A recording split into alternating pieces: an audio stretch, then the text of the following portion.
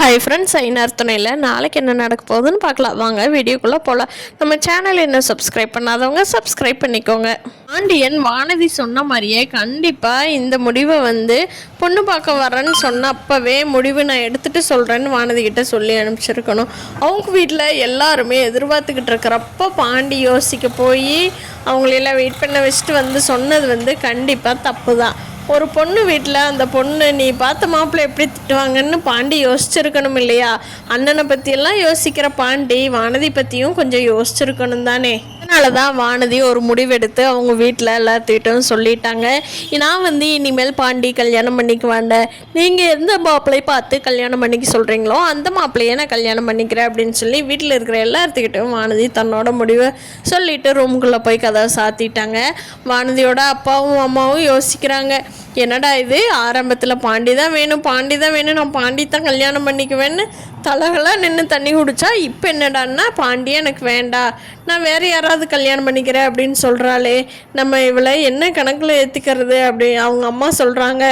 இந்த பையன் வேண்டாங்க, நம்மளுக்கு தெரிஞ்ச நம்ம சொந்தத்துலேயே ஒரு நல்ல பையனை பார்த்து கல்யாணம் பண்ணி வச்சிடலாம் அப்படிங்கிறாங்க. அதுக்கு வானதியோட அப்பா, எனக்கு இப்போ கூட அந்த பாண்டி நல்லவனாக தான் தோணுது, மூத்தவனை விட்டுட்டு நம்ம கல்யாணம் பண்ணக்கூடாதுன்னு யோசித்தான் பார்த்தியா, அவன் சொன்ன டைமிங் தப்பு தான், ஆனால் காரணம் எனக்கு கரெக்டாக தான் படுது அப்படிங்கிறாங்க. அதுக்கு வானதியோட அண்ணன் வசந்த், போப்பா போ, நீ விட்டா கொண்டே அவன் வீட்டில் இருந்தால் வச்சுக்கோ, என் பிள்ளை எல்லோன்னு விட்டுட்டு வந்துடுவ போல், உனக்கு என்ன பாண்டி அவ்வளோ பிடிச்சிருச்சு, நான் பார் வானதிக்கு நல்ல மாப்பிள்ளையை பார்த்து அவனோட அண்ணன் அவன் கல்யாணம் என்ன அவனோட அண்ணன் கல்யாணம் என்ன அதுக்கு முன்னாடியே வானதி கல்யாணம் பண்ணி வைக்கிறேன், நான் மாப்பிள்ளை நான் பார்த்து கூட்டிகிட்டு வர்றேன் பார் அப்படின்னு சொல்லிட்டு வசந்த் சொல்லிட்டு போகிறான். இங்கே நிலாவோட எல்லாரும் சேர்ந்து, என்ன பாண்டி இப்படி போய் டக்குன்னு முடிவு எடுத்துகிட்டு வந்துட்டீங்க, பேசாமல் நம்ம நிச்சயம் வச்சுட்டு கூட அண்ணனோட கல்யாணத்துக்கு அப்புறம் வச்சுக்கலாம் அப்படின்னு சொல்லி டேட் கொஞ்சம் தள்ளி ஃபிக்ஸ் பண்ணியிருக்கலாம் அப்படின்னு கேட்குறப்போ, இல்லைங்க அது செட் ஆகாதுங்க, அண்ணனுக்கு கல்யாணம் பண்ணிட்டு தான் நான் எதாக இருந்தாலும் பண்ணுவேன் அப்படின்னு சொல்லிட்டு பாண்டி எதுவும் பேசாமல் போயிடுறான். சோழனுக்கும் அவங்கிட்ட ஏதோ என்ன அடுத்து பேசுறதுன்னு சொல்லவும் முடியல.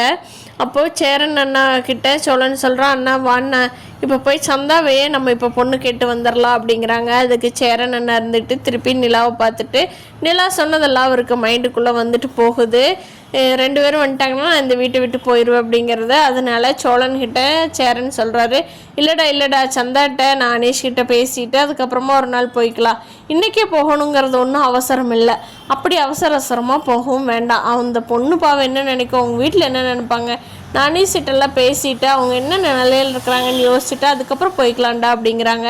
அதை கேட்ட எல்லாத்துக்கும் ஆமாம் அது கரெக்டு தான் படுது, நினச்ச உடனே திடுதிப்புன்னு போய் நின்னா அவங்களே என்ன பண்ணுவாங்க அப்படின்னு சொல்லிட்டு எல்லாருமே அந்த முடிவுக்கு ஒத்துக்கிறாங்க. நம்ம நிலாகிட்ட சேரன் பேசலான்னு போகிறாரு. போயிட்டு நிலாகிட்ட எம்மாங்கிட்ட கொஞ்சம் பேசலாமா அப்படிங்கிறாரு. அண்ணன் சொல்லுங்கண்ணே அப்படிங்கிறாங்க.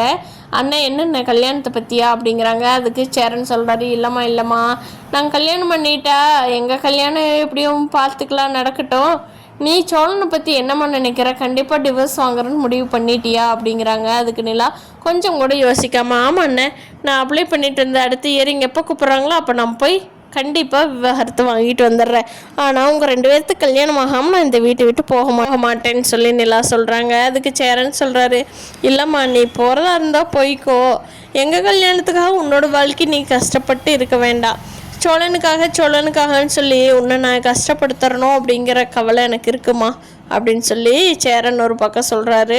நிலா யோசனை பண்ணிகிட்டு இருக்காங்க. ஐயனார் துணை பயங்கரமாக ட்விஸ்ட்டாக போயிட்டுருக்குது. அடுத்தடுத்து என்ன நடக்குதுங்கிறத அடுத்த வாரங்களில் வரப்போகிற அடுத்த நாட்களில் நம்ம பார்த்துக்கலாம்.